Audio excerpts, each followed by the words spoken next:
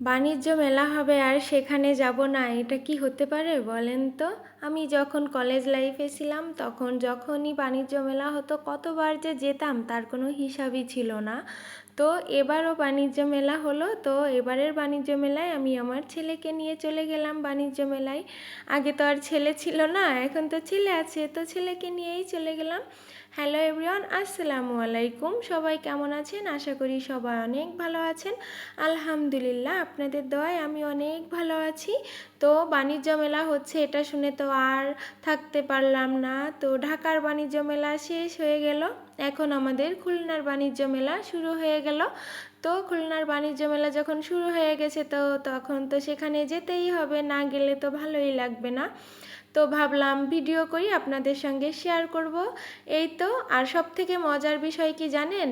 মেলাতে গিয়েছি কিন্তু মেলাতে যাওয়ার জন্য কোনো টিকিট লাগেনি, বিনা টিকিটে মেলা থেকে ঘুরে আসছি। তা কেন জানেন? কারণ এখানে হচ্ছে এই মেলার যে অধীনে যেসব লোকজন থাকে না, এখানে আমার ভাইও একজন লোক তার ভিতরে, এর জন্য বিনা টিকিটে বাণিজ্য মেলা থেকে ঘুরে আসছি। তো এই যে দেখেন কত সুন্দর সুন্দর জিনিস, আর বাণিজ্য মেলাতে হচ্ছে সব কিছু মেয়েদের জিনিস থাকে, ছেলেদের জিনিস কম থাকে। তো এই যে মেয়েরা যেসব জিনিসে আটকায় সেই সব জিনিসগুলাই এখানে আছে। দেখেন প্রথমে দেখিয়েছি খুব সুন্দর সুন্দর চুড়ি, তারপর ব্রেসলেট, এই যে দেখেন কত সুন্দর সুন্দর কানের দুল এখানে। এবার এই জিনিসটা আমার খুবই ভালো লেগেছিল, ছোট বাচ্চাদের এই ব্যান্ড, তারপর এর সঙ্গে অনেক সুন্দর সুন্দর জিনিস ছিল। এই জিনিসটা আমার মাশাআল্লাহ অনেক পছন্দ হয়েছিল, কিন্তু আমার তো ছেলে বাবু, মেয়ে বাবু না, এর জন্য আমি এটা নিতে পারিনি। আমার যদি মেয়ে বাবু হতো তাহলে আমি এই জিনিসটা অবশ্যই নিতাম। তারপর এই দেখেন ভাইয়াটা, আমি ভিডিও করতেছি তার জন্য একটু টাটা দিল। তো এখানে এই যে আবার চলে আসছি, দেখেন কত সুন্দর জিনিস। এই কাঁকড়াটা তো মাশাআল্লাহ অনেক সুন্দর লাগতেছিল। আর আমি বাণিজ্য মেলা থেকে সেরকম কিছুই কিনিনি, খুব কম জিনিসই নিয়েছি আসলে। এখানের অনেক জিনিসই আমার আছে। তো আমি বললাম ওই যে যে আমি বাণিজ্য মেলায় অনেকবার যেতাম যখন আমি কলেজ লাইফে ছিলাম তখন।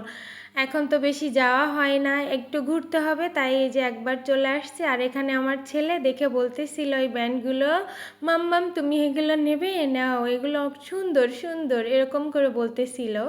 তারপরে এখানে এই যে এই খেলনাগুলো দেখে তো ওর খুবই ভালো লাগছে। পরে যখন এই খেলনাগুলো নিতে বলছি ও কিন্তু এই খেলনাগুলো নেয়নি। পরে যখন বন্দুক দেখতেছিল ও কিন্তু বন্দুক নিয়েছে। এখান থেকে হচ্ছে ওয়াটার গানের যে বন্দুকগুলো ছিল ওইগুলো ওকে কিনে দিয়েছি।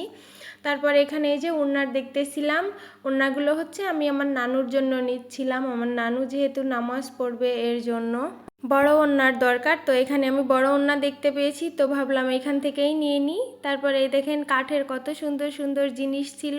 আসলে কাঠের জিনিসগুলো দেখতে খুবই ভালো লাগে। এই যে আমার ভাই দেখাচ্ছিল আমাকে যে এটা নিবি আপা, তো আমি বললাম না, এখানে অনেক দাম, বাইরে থেকে নিব।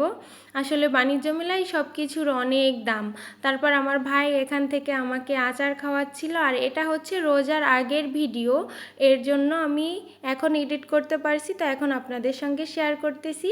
তারপরে এই যে আমার বাবু এবং আমার বড় আপুর ছেলে এরা আইসক্রিম খাচ্ছিল, আমাকেও খেতে বলছিল কিন্তু আমি খাইনি।